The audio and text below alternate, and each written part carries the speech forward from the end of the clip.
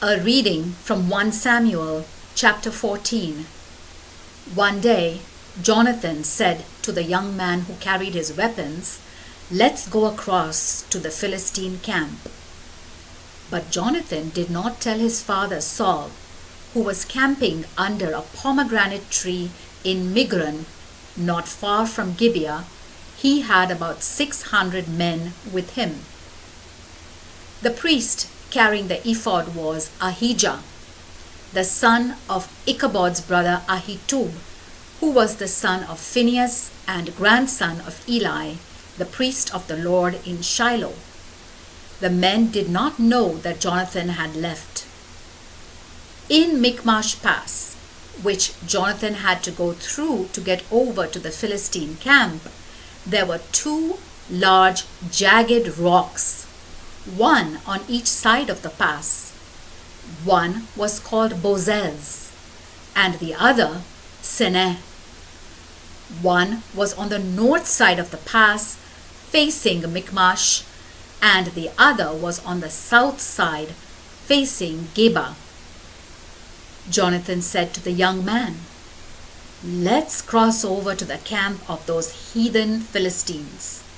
Maybe the Lord will help us. If he does, nothing can keep him from giving us the victory, no matter how few of us there are." The young man answered, "Whatever you want to do, I'm with you."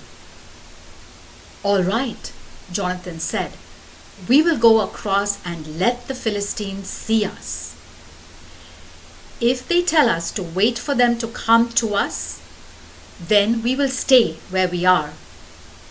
But if they tell us to go to them, then we will, because that will be the sign that the Lord has given us victory over them." So they let the Philistines see them. And the Philistines said, "Look, some Hebrews are coming out of the holes they have been hiding in." Then they called out to Jonathan and the young man, "Come on up here. We have something to tell you." Jonathan said to the young man, "Follow me. The Lord has given Israel victory over them." Jonathan climbed up out of the pass on his hands and knees, and the young man followed him. Jonathan attacked the Philistines and knocked them down, and the young man killed them. In that first slaughter, Jonathan and the young man killed about 20 men in an area of about half an acre. All the Philistines in the countryside were terrified. The raiders and the soldiers in the camp trembled with fear. The earth shook, and there was great panic. Saul's men on watch at Gibeah in the territory of Benjamin saw the Philistines running in confusion. So Saul said to his men, "Count the soldiers and find out who is missing." They did so and found that Jonathan and the young man who carried his weapons were missing. "Bring the ephod here," Saul said to Ahijah the priest. On that day, Ahijah was carrying it in front of the people of Israel. As Saul was speaking to the priest, the confusion in the Philistine camp kept getting worse, so Saul said to him, "There's no time to consult the Lord." Then he and his men marched into battle against the Philistines, who were fighting each other in complete confusion. Some Hebrews who had been on the Philistine side and had gone with them to the camp changed sides again and joined Saul and Jonathan. Others who had been hiding in the hills of Ephraim heard that the Philistines were running away, so they also joined in and attacked the Philistines, fighting all the way beyond Bethaven.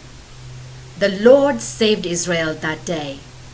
The Israelites were weak with hunger that day because Saul, with a solemn oath, had given the order, A curse be on anyone who eats any food today before I take revenge on my enemies." So nobody had eaten anything all day. They all came into a wooded area and found honey everywhere. The woods were full of honey, but no one ate any of it because they were all afraid of Saul's curse.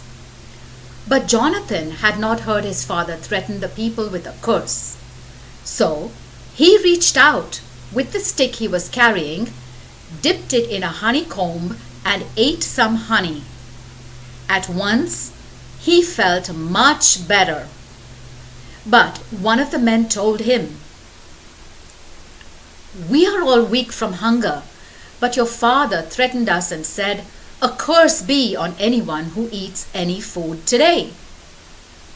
Jonathan answered, "What a terrible thing my father has done to our people. See how much better I feel because I ate some honey. How much better it would have been today if our people had eaten the food they took when they defeated the enemy. Just think how many more Philistines they would have killed." That day, the Israelites defeated the Philistines, fighting all the way from Michmash to Aijalon. By this time, the Israelites were very weak from hunger, and so they rushed over to what they had captured from the enemy, took sheep and cattle, slaughtered them on the spot, and ate the meat with the blood still in it. Saul was told, "Look, the people are sinning against the Lord by eating meat with the blood in it." "You are traitors," Saul cried out. "Roll a big stone over here to me." Then he gave another order. "Go among the people and tell them all to bring their cattle and sheep here. They are to slaughter them and eat them here. They must not sin against the Lord by eating meat with blood in it." So that night they all brought their cattle and slaughtered them there. Saul built an altar to the Lord, the first one that he built.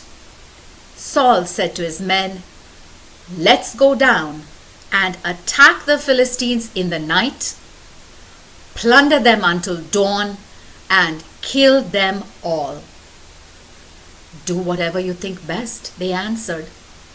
But the priest said, "Let's consult God first."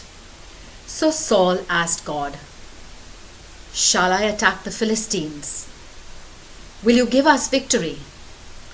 But God did not answer that day. Then Saul said to the leaders of the people, "Come here and find out what sin was committed today. I promise by the living Lord who gives Israel victory that the guilty one will be put to death, even if he is my son Jonathan." But no one said anything. Then Saul said to them, "All of you stand over there, and Jonathan and I will stand over here." "Do whatever you think best," they answered. Saul said to the Lord, the God of Israel, "Lord, why have you not answered me today? Lord God of Israel, answer me by the sacred stones. If the guilt is Jonathan's or mine, answer by the Urim. But if it belongs to your people Israel, answer by the Thummim." The answer indicated Jonathan and Saul, and the people were cleared. Then Saul said, "Decide between my son Jonathan and me." And Jonathan was indicated. Then Saul asked Jonathan, "What have you done?" Jonathan answered, "I ate a little honey with the stick I was holding. Here I am. I am ready to die." Saul said to him, May God strike me dead if you are not put to death." But the people said to Saul, "Will Jonathan, who won this great victory for Israel, be put to death? No, we promise by the living Lord that he will not lose even a hair from his head. What he did today was done with God's help." So the people saved Jonathan from being put to death. After that, Saul stopped pursuing the Philistines and they went back to their own territory.